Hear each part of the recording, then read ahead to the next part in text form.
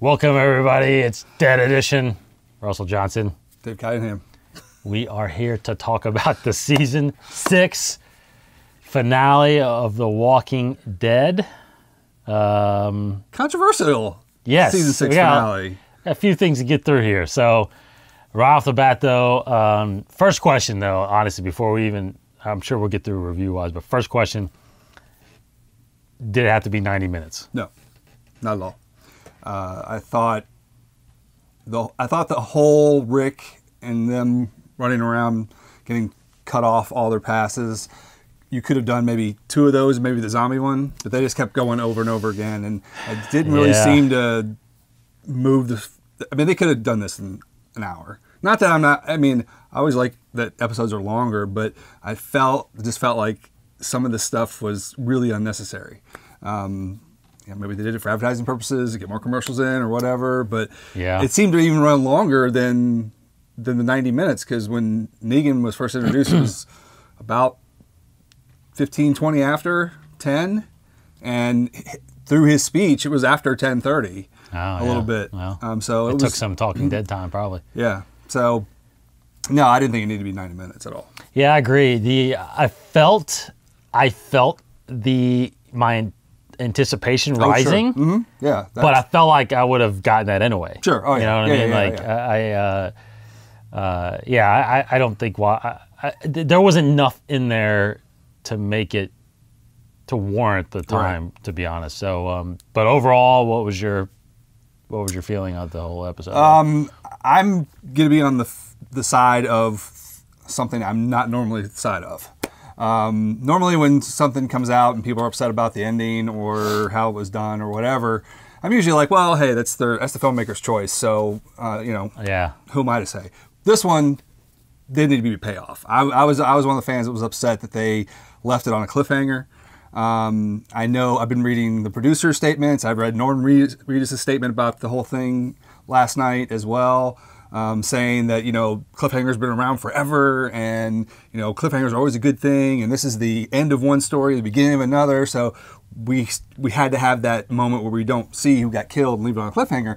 And my only, not argument to it, my only reasoning is that it's a different situation when the comic book is such a big motivator for some of the events. We've talked about how deaths have happened. Maybe they occurred to different people. It happened with Herschel and Tyrese. There was a flip-flop there as far as how they died in the comic book and how they died on the TV show. Abraham versus Denise. Denise got the Abraham death. So there's different things. And to say that we don't see who gets killed is an important part of the story. I just don't buy that, because fans like us who read the comics, the payoff for this entire season, or the second half of the season anyway, once we knew Negan was coming, the whole payoff was, if I read the comic, like issue 100, Kirkman even referenced that on Talking Dead afterwards. Like after 100 issues of a book, what do you do to keep people coming back for more? So you have a major death of a character in the book and a new villain who's worse than all of them. So that's what we were anticipating. The villain finally shows up. We need to see him kill someone. Norman Reedus said something about, I think people are looking at the show as Survivor and, who's dying next week. Well, yeah, you kind of are. This is, it is The Walking Dead, but there are deaths that occur, and we all, as fans of the comic book and the TV show. Now, if we didn't know what happened in the comics, if this was a straight up original story that and they ended it, okay, I might not have a complaint about that because I didn't know what happened. Yeah. But we all knew this was coming, and I think the whole second half of the season was a cliffhanger. Not just to see Negan, but if there's a shift in power from Rick being powerful to Rick being submissive, basically, and just a mess, we needed to see who killed him. That would really shift the power. That proves Negan's power, not just a group of people and he's a mean guy. You need to see the entire arc happen. I think you start off, you and I talked about this, we start off season 7, after the death. Totally. And start from there. That's the new storyline. That is the new storyline. I think you have to. You think you end that story with that death. That's my takeaway from it. Yeah, because a couple things. One, they were trying to justify it as in Kirkman and Gimbel, that the story is not who died. The story is the end of the security. Right. Look, 90% of the people, probably 95% of the people watching don't care about that. The story is the characters. The story is surviving. If it is surviving, well, who didn't survive? Right. Because people that aren't even familiar with the book, I feel like, that we know, they're still mad about it. Because a cliffhanger, and at least let me put my definition out there. A cliffhanger is something that is still unresolved that you have to wait on. Like, I'll give you one example. Huge Smallville fan. The end of the first season, do you remember? The tornado comes. Yep. Lana gets picked up in the truck in the tornado. Clark rushes in, cut to black. Right. That's a cliffhanger because you don't know what happens. Right. Someone dies. Exactly. And that's a great point. So it's not, you don't know if he's going to die. Someone dies. The cliffhanger would be eeny, meeny, miny, mo, cut. Cut, right. Because you don't know. You don't actually see him kill someone. Correct. From their point of view. That's right. To me, that it's, you know, I won't say it's a, you know, slap to the face of fans and stuff like that, but I feel like it didn't serve the story. That's I totally agree. If you're going to show someone being killed from their point of view, we need to see who that person is. You're right. That's not the cliffhanger. The cliffhanger would have been eeny, meeny, miny, mo, cut.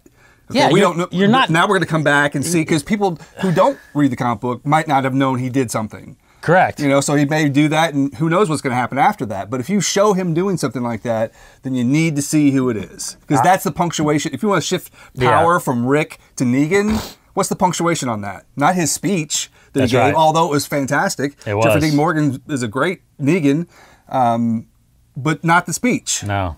You know, that's the setup to the end of the punchline. Yeah, the story, and then the end of that story is that death, because you can't tell me that if that death wasn't the end of the story, then you could have done that 2 episodes ago. Right. You could have. You didn't need to. You didn't have to drag it out and make it the pinnacle point of season 6, because then it's like, okay, well, season 6 isn't over yet. Right. Season 6 ends in October then, because this is still season. It's just, yeah, and it's not a rip-off, because I think it's a complete marketing tool. It's all it is. Oh, sure. It's a complete marketing tool. They want people speculating over the entire summer. They want to do this. They want us to do exactly. this, to bitch about it, to talk about it, to keep talking about it for the next few months, all summer long. And it is a little bit of a cop out to the fans. I think, I felt they should have.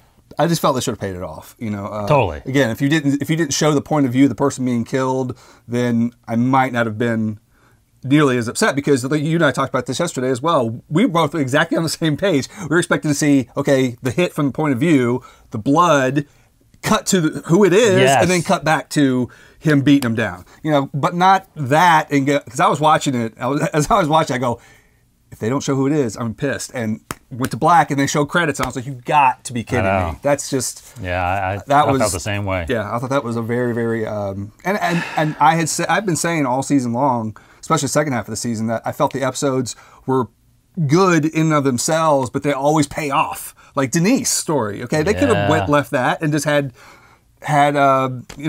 Dwight show up with his saviors and cut him off and cut till next week. But they killed her at the end of the episode. That's the moments that Walking Dead has. So to say we don't see the biggest one of all this season...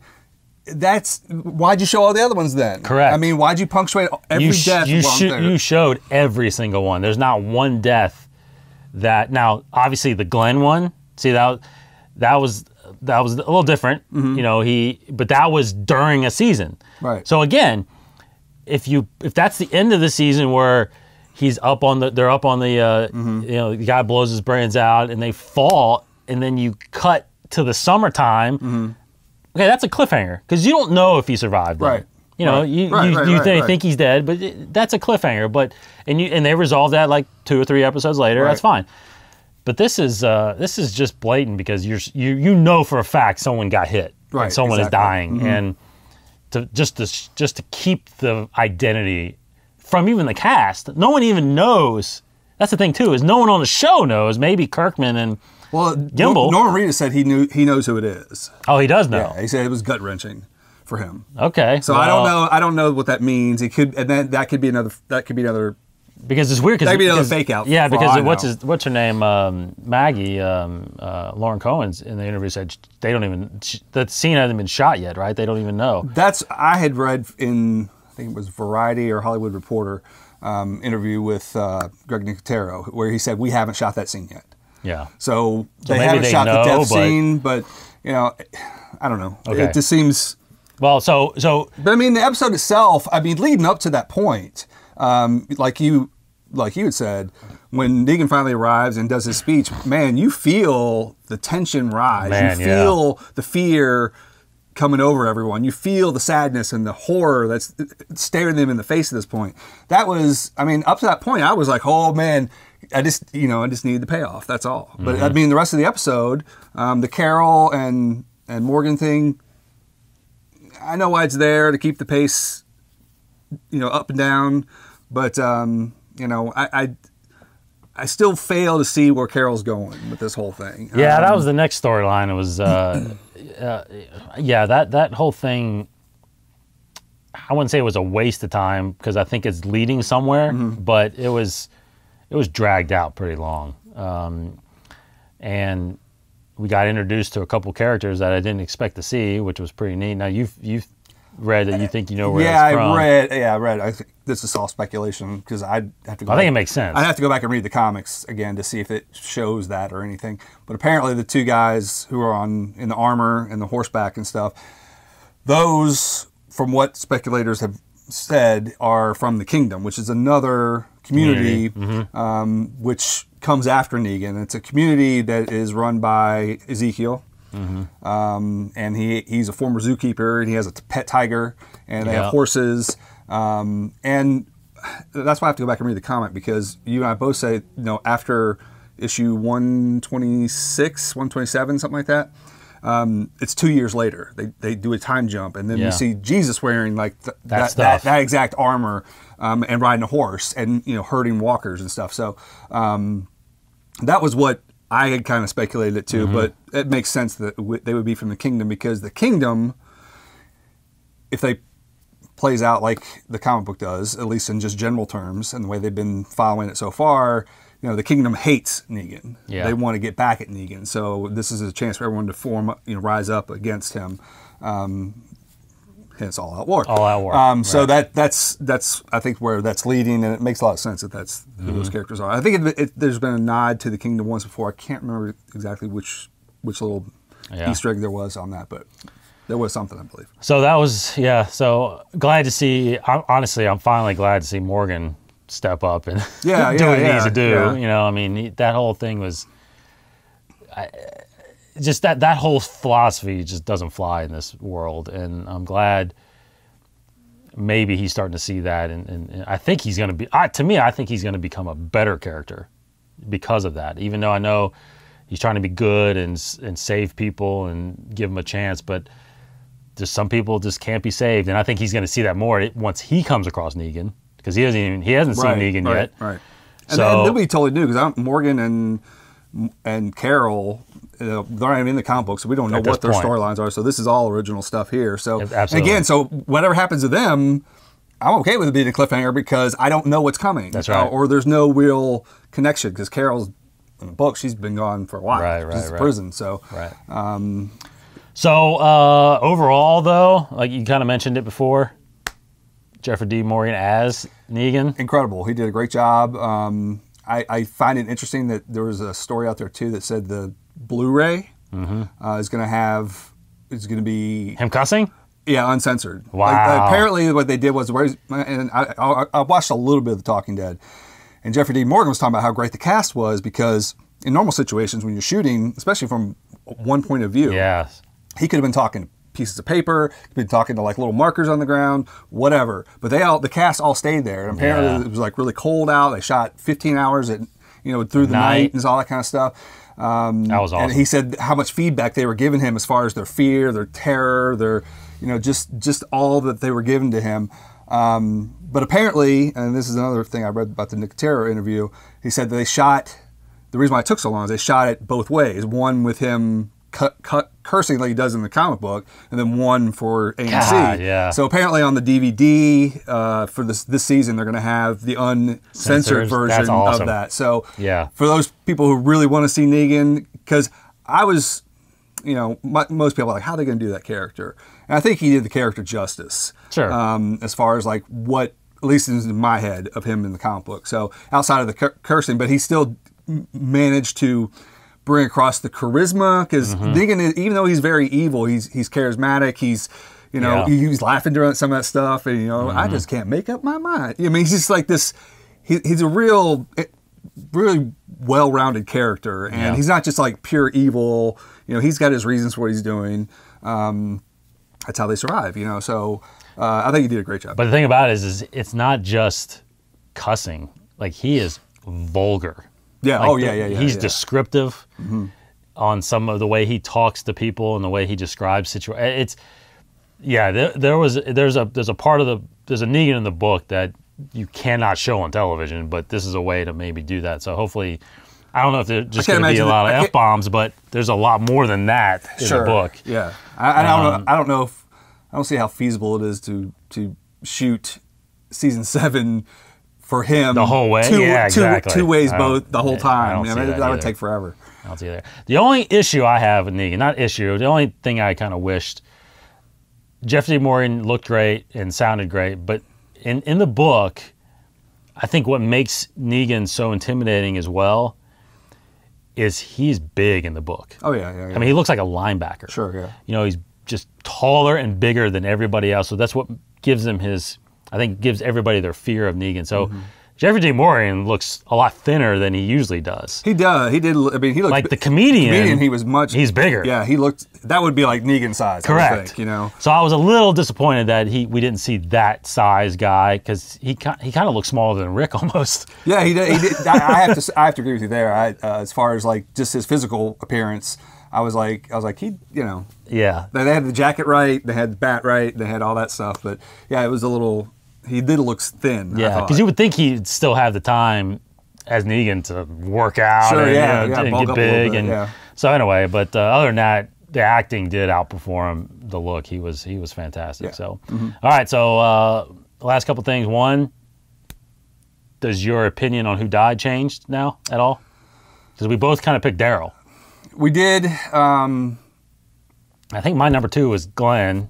I think both our number 2s might have been Glenn. Yeah, actually. so I thought there was a little chance that Glenn was going to, because they did exactly what I thought they would do when he was pointing at Maggie, and then Glenn freaks out, and then he gets kind of singled out from everybody else. Nobody else has been really like, get him back, you know, all this other stuff. So that was what I was waiting for. Like this, here comes Glenn. They're going to pull him out and make him the target, and still not do it. But I don't think my number 1 has changed, but I do feel like Glenn's gone, like, being a slim chance. I think it's a much greater chance it is Glenn, and they're going to just, because they've changed everything else so far as the deaths have gone this season, or how they were killed and how they were killed in the comic book or whatever. So I think they may stick to the script this time, and finally off Glenn. Yeah, I'm officially probably moving Glenn up to number 1 now. I think just based on what he was doing, you saw Daryl, who was injured, and I just feel like he wouldn't kill somebody that's already injured. Right. You saw Maggie look like she was dying. Yeah, she was in bad shape. I think she's safe. Obviously, Rick is safe because of the way he was talking to him, like someone's going to pay, but you're still going to work for me, kind of thing. Right. So yeah, I would say Abraham or Glenn now, but Abraham was kind of, he was showing no fear. Right. And like you said earlier, killing him would matter, how much that would matter, because he's not one of the original cast members. Right. And that would be another cop out. Like, I wouldn't, if Abraham died. Wait all summer and then it's Abraham? Come on. It would suck if it was Abraham, but I wouldn't be nearly as shocked by it had it been Daryl, Glenn, Michonne, I think it's Rick, Carl. I think it's Glenn. And I think it's reasonable. I think after he hits too, didn't he say he's taking it like a champ or no? Well, yes. I went back last night because I told you this story. I read this online. Somebody had posted a video of the audio when the screen went black, and apparently they were putting up. They had turned on the subtitles. Well, I went back last night, watched the show, turned the closed caption on. And he doesn't say he's taking it like a champ. He goes, taking it like a champ. Okay. That's what he says. Okay. And then after that, only subtitles were hit, gurgling. I mean, it's like there's no other words that whoever else had done this. So it could be a woman.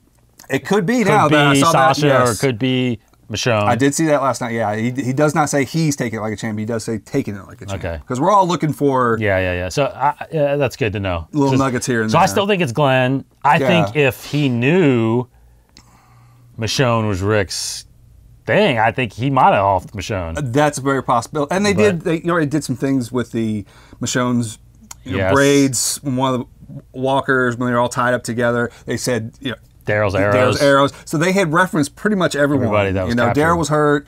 Michonne got kind of singled out a little bit. Carl was singled out a little bit, talking. Rick being the leader. So Sasha and Abraham weren't really. Yeah. Or even Aaron. Aaron was there. Eugene was there. And there's been a lot of speculation that it's Eugene because he gave Rick the information on how to make bullets. He passed along those instructions. Yeah, but I think he did that thinking that when he got stopped, he was going to get killed, or something like that. So I thought he was sacrificing himself. So I thought Eugene was probably going to end up dying anyway on the road. But I don't think. But see, again, I don't think it's him. I think it's too easy. Yeah, I don't think. I think if he dies too, it'd be changed. But it's not really. It's not impactful enough for me. I know I'm being. I don't know. Me too. Me too. It has to be somebody big for me to really care at this point. All right, so overall, though, I think we were both in agreement. A great season. No, yeah, it was definitely a very good season. Yeah, this is one of the few finales of any TV show I've ever watched where I was really disappointed. Yeah, that's all. Yeah, and it was just the end. Again, it was just the end. Everything that led up to that, I thought was awesome. Again, everything building up to it was great. Had all what you expected it to have, all the feelings, emotions you'd want to have during a show like this, but no payoff. So no payoff. Yeah. Well, all right. So that's it for season one of Dead Edition. Yes. We're gonna pick up next week, even though we're not taking any time off because Fear the Walking Dead is premiering this week. Looking forward to that. Yeah, I am actually. Me too. Like I say, I think. My consensus on the first season was, we've been so involved in the Walking Dead comics, TV show and stuff that all the build up was just kind of fell on deaf ears for me, the denials and all that stuff. But I do think that the season finale kind of showed what it could be. And I really enjoyed the season finale of that. So I'm looking forward to seeing where they go with it now, because now we've established everything. Yeah. That all that build up is kind of out of the way. Now we just move forward. We're surviving. So I'm looking forward to it. Yeah, because before it was all about just 6 episodes was really just about what's going on. Exactly. Now it's like there's a lot of zombies coming after us. And it makes a lot of sense. I mean, I don't have a problem with it in the fact that it's a lot of build up, because I know that people, because there's no comic book basis on as far as this particular storyline. So it's original story. I understand that people who don't read the comics or anything like that, they just want to see another spin-off show. That's fine. I get it. Yeah, I get it too. But they really, for diehard fans, I thought they really paid off on the season finale of that show. So, and I think we're getting 16 episodes of this as well. I believe it is. I believe it is 16. I think we're getting 8, and then there is actually going to be a break. I think probably, and then they're going to do 8 leading up to the Walking Dead season finale or season premiere in October. So, but anyway, we'll double check that schedule and we'll talk about the premiere of Fear the Walking Dead next week. Thanks for watching and tuning into this channel. He's Russ. He's Dave. Thanks for watching, guys. Take care.